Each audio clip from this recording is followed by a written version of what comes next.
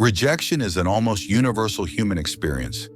At some point in life, everyone has felt the visceral pain of being ignored, excluded, or left behind, whether by a romantic partner, a friend, a social group, or even family. At first glance, this kind of pain seems disproportionate. After all, why can a simple unanswered text message, an ignored comment, or a declined invitation hit us so deeply as if a part of us is being torn away? Conventional psychology often explains this with ideas about self-esteem or insecurity. But Carl Gustav Jung went further. According to Jung, the pain of rejection isn't just about the present event. It taps into something much older, deeper, and more archetypal. When someone is rejected, the psyche doesn't just react to the current moment. It unconsciously relives all past experiences where exclusion meant danger, abandonment, or emotional death. What we're really feeling is the reactivation of a primordial wound, the fear of being left alone, helpless, and invisible. This fear forms in childhood when the acceptance of parents or caregivers was quite literally a matter of survival.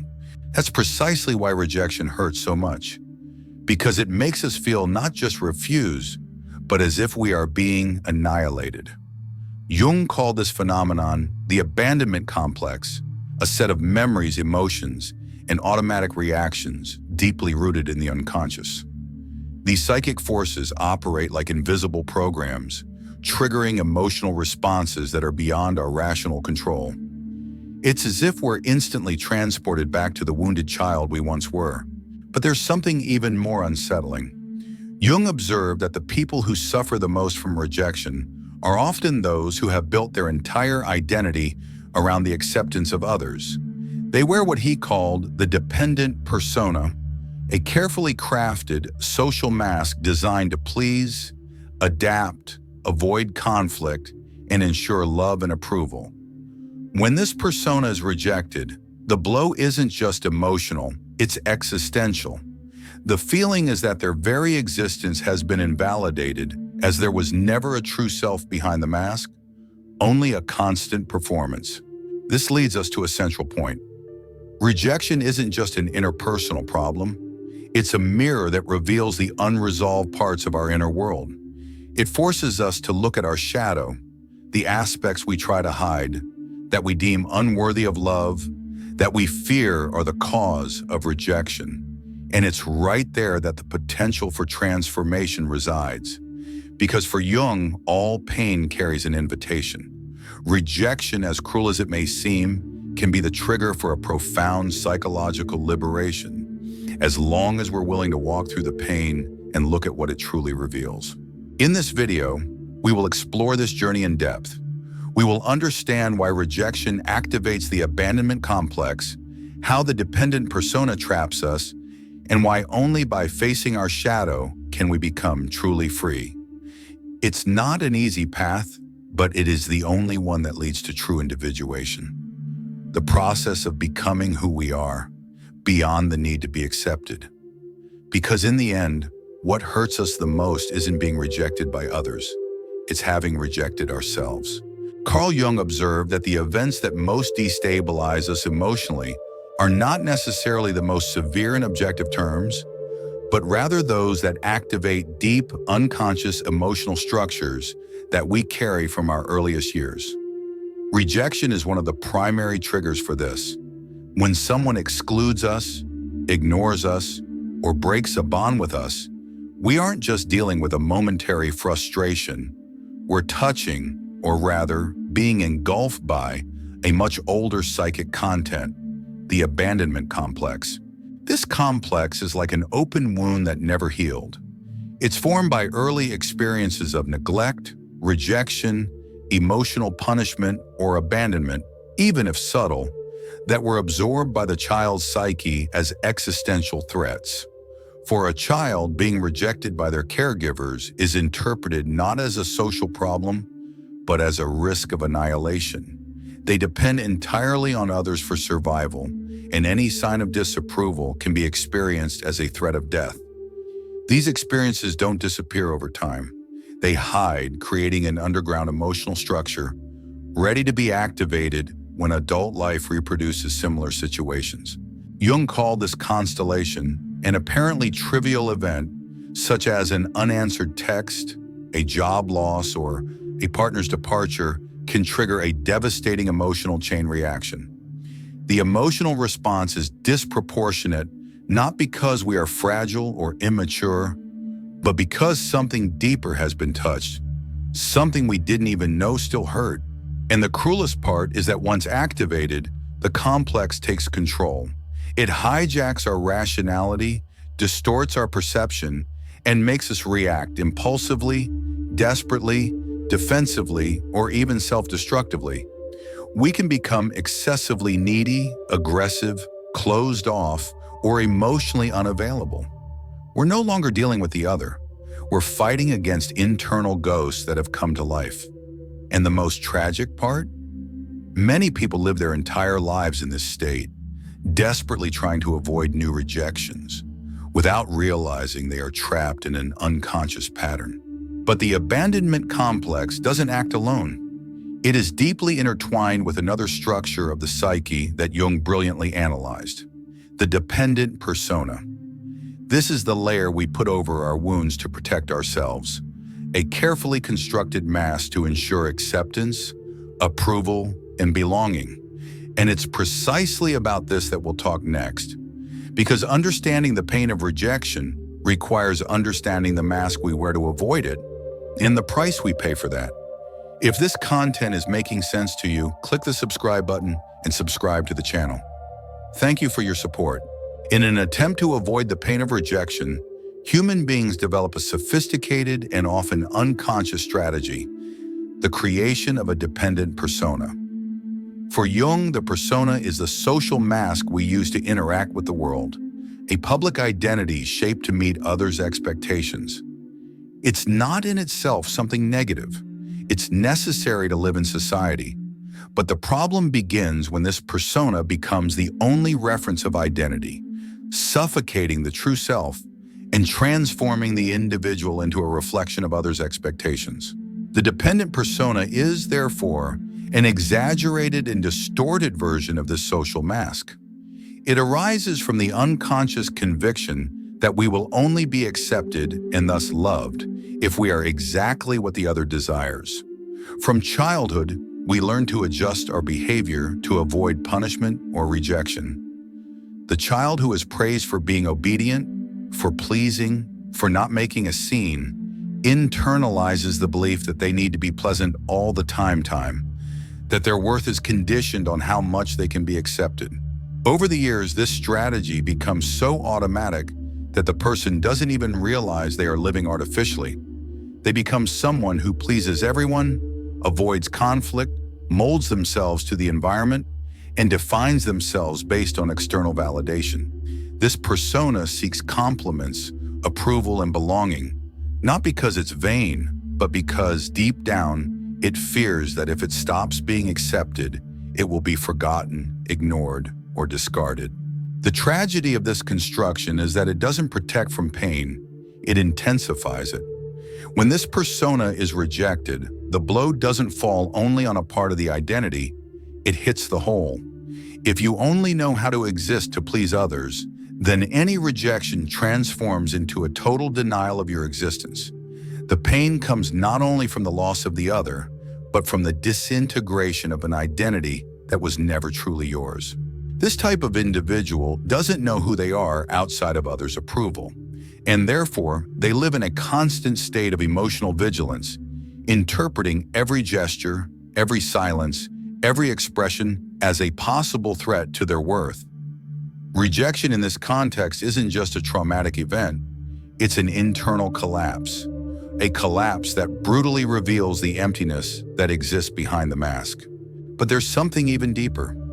When the persona begins to crumble, and inevitably it will crumble, we are forced to confront what we have hidden for so long: our shadow, the aspects we deem unacceptable, shameful, or unworthy of love, and which we therefore bury in the unconscious.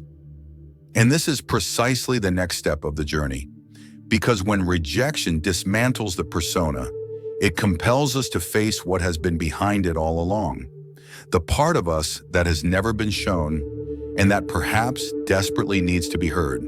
When the dependent persona begins to crumble, when rejection tears apart the social mask we wear to survive, something extremely uncomfortable happens. The shadow emerges. For Carl Jung, the shadow represents everything we reject in ourselves. Our impulses, emotions, desires, and memories that have been deemed unacceptable by society, by family, and most importantly, by ourselves. It's composed of everything you have repressed to be accepted, and that's precisely why rejection has such brutal power. It forces us to confront exactly what we have spent our entire lives trying to hide. The human mind seeks explanations for pain. When we are rejected, the first reaction is not rational, it's emotional, primitive, and the automatic narrative that arises is almost always the same. There's something wrong with me.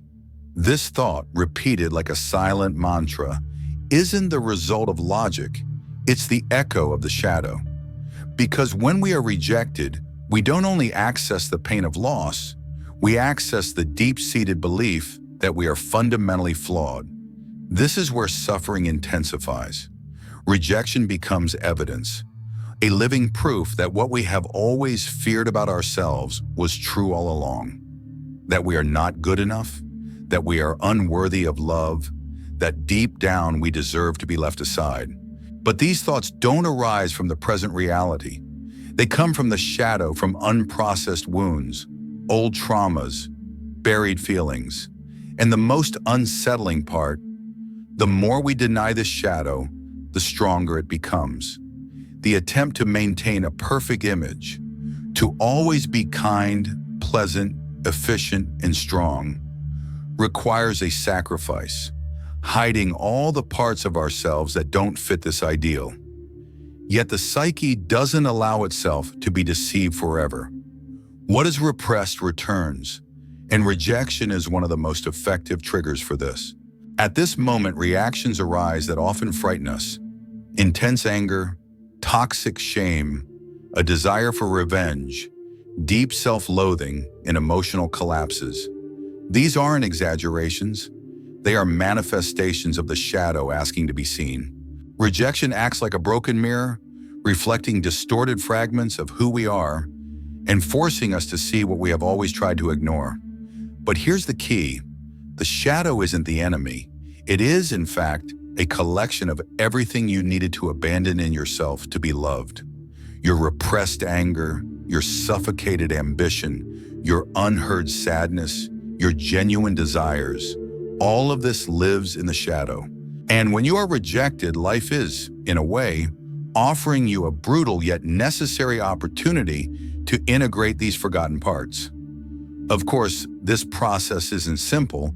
It's not enough to accept the shadow as if signing a contract. You must dive into the pain, listen to the denied feelings, understand where they came from and why they were hidden. It's an emotional excavation, an intimate confrontation with what scares us, but which deep down also liberates us. Because as Jung said, what you need most will be found where you least want to look. And that's why rejection, despite being painful, can be the portal to a psychic rebirth. But to cross this portal, something more than self-knowledge is needed. It's necessary to develop a new foundation of worth, a new internal center that no longer depends on external acceptance. In the next chapter, we will explore this new path. Because only when we stop begging for validation can we begin to build a real internal authority, one that no one can take away. Since the early years of life, we learn that being accepted is a currency for survival. A child quickly realizes that when they obey, smile, or behave properly, they receive love, attention, and protection. But when they displease, when they express anger, sadness, or their own desires, they are often ignored, punished, or shamed. Thus, they conclude that they will only be loved if they are what others expect. This mechanism marks the birth of a powerful illusion, the idea that our worth depends on external validation. Carl Jung, in The Undiscovered Self, compellingly describes how the modern individual has been gradually disconnected from their essence and conditioned to live as a function of the collective. It's not just the family or culture that demands conformity. It's the very structure of modern society, with its institutions, standards, and expectations, that transforms the individual into a statistical number, a consumer, a good citizen, a replaceable cog in an impersonal machine. In this context, social validation is not just a desire, it's almost an obligation. The problem is that this constant quest for acceptance is never satisfied. You can be praised 1,000 times, but it only takes one criticism to collapse your self-esteem. You may be desired today and feel completely invisible tomorrow. External validation is volatile, inconsistent, based on factors that are beyond your control. And as long as your identity is grounded in it, you will always be vulnerable, always at the mercy of others' opinions, always afraid of being rejected. This cycle becomes an invisible prison. The individual shapes their behaviors, choices, and even their emotions to continue receiving approval. They become experts at predicting what others want to see. They learn to silence their most authentic impulses. And when inevitably they are rejected, no matter how hard they tried to please, the impact is devastating. Because it's not just a rejection of the action, it's a rejection of the very identity built with so much effort. This psychic prison keeps the individual trapped in the mask of the dependent persona. They don't live according to what they are. They live according to what they think they need to be to avoid abandonment. And this generates a silent exhaustion, a chronic sense of inadequacy, a fatigue from playing a role that never fully represents them. But Jung proposed an exit. He believed that true liberation can only begin when the individual develops what he called internal authority, a sense of worth, an identity that comes from within, not from outside, a solid core that doesn't sway with the winds of others' opinions. This process, however, doesn't happen overnight. It requires a break from the addiction to approval. It requires the courage to disappoint, to contradict, to say no. And most importantly, it requires a willingness to rediscover who you are when no one is watching. This is the beginning of the individuation process, the central concept in Jung's work and the key to true emotional freedom. In the next chapter, we will dive into this path of inner reconstruction. Because only when you stop seeking your worth in the eyes of others can you finally look at yourself with clarity and discover an identity that cannot be rejected, because it doesn't depend on anyone else to exist. If what you're hearing resonates with you, you'll find real value in my ebooks. Beyond the Shadow breaks down Jung's core ideas, while Dialogues with the Unconscious gives you a 30-day path to apply them in your life. Both are linked in the pinned comment. For Jung, the deep pain of rejection is merely a symptom of something more essential, the lack of connection with the self. As long as the ego is desperately seeking to be accepted, valued, or validated by external forces, the individual will continue to live in the shadow of themselves. True healing begins when the process of individuation starts, the path of return to psychic wholeness. This process is not just a journey of self-knowledge, but a radical transformation in how the individual relates to the world, to others, and most importantly, to themselves. Individuation, according to Jung, is the continuous movement toward the integration of all parts of being, the conscious and the unconscious, the persona and the shadow, the ego and the self. It is a process that requires confrontation, rupture, pain, and rebirth. And there is no more potent catalyst to initiate this journey than rejection.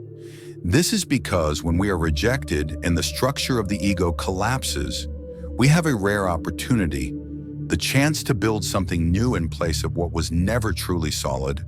On this new path, the individual stops seeking value from outside and begins to cultivate what Jung called internal authority. This means developing one's own emotional compass. It means being able to look at oneself and affirm, Even if no one chooses me, I do not abandon myself. This authority doesn't arise from motivational slogans or positive affirmations. It is born from traversing pain, from confronting the shadow, from the decision to live according to what is true, even if it costs the acceptance of others. And this is one of the greatest freedoms a human being can achieve, because by stopping the plea for approval, the individual becomes psychologically impervious to rejection. They don't stop feeling. They don't become cold, indifferent, or arrogant. But now the pain doesn't destroy them. It doesn't define them. It doesn't hijack their identity, because there is something within them that remains steadfast, even when everything outside crumbles. Curiously, it is in this state of internal solidity that life changes. When you stop negotiating your worth, people feel it. Your presence changes. You emanate something rare, something that cannot be bought, taught, or faked: integrity. And this attracts more authentic, deeper, and more aligned connections. Ironically, when you become impervious to rejection, you begin to experience fewer situations of rejection, because you no longer vibrate at the frequency of lack, the need to please, or compulsive adaptation. But there is something even deeper on this path. Individuation isn't just about freeing oneself from rejection. It's about discovering who you truly are, beyond all roles, traumas, and conditioning. It's a spiritual journey as much as a psychological one, and like any transformative journey, it culminates in an inevitable encounter: the reunion with your shadow, no longer as an enemy, but as an ally. In the next chapter, we will explore the pinnacle of this transformation: how true emotional freedom only occurs when you integrate your shadow, and how this often feared act becomes the foundation of your inner power. Because rejecting the shadow is to remain fragmented, but integrating it is finally becoming whole. Throughout his work, Jung made it clear that the process of individuation is not complete until the shadow is integrated. The shadow is the final guardian between who you are and who you could be. There is no true emotional freedom without this confrontation, because as long as you continue to fear, deny, or project the repressed aspects of yourself, you will remain vulnerable to rejection, manipulation, and internal collapse. Integrating the shadow is the most radical act of self-compassion, and also the deepest gesture of psychic maturity that one can undertake. But what does it mean in practice to integrate the shadow?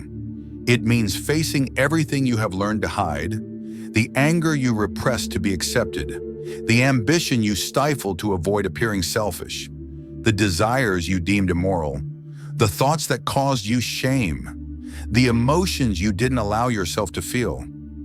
To integrate is to recognize that all of this is part of you, and that far from being something to be eliminated, it is a powerful source of vital energy.